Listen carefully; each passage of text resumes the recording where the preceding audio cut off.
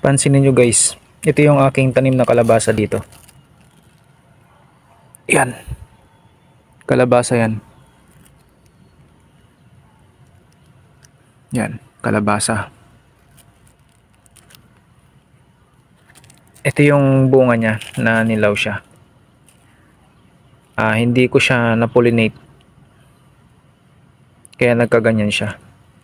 That time kasi nang lumabas yung bulaklak niya, wala akong lalaking bulaklak na maisasalpak dito sa kanya para ma-pollinate siya at para mabuo.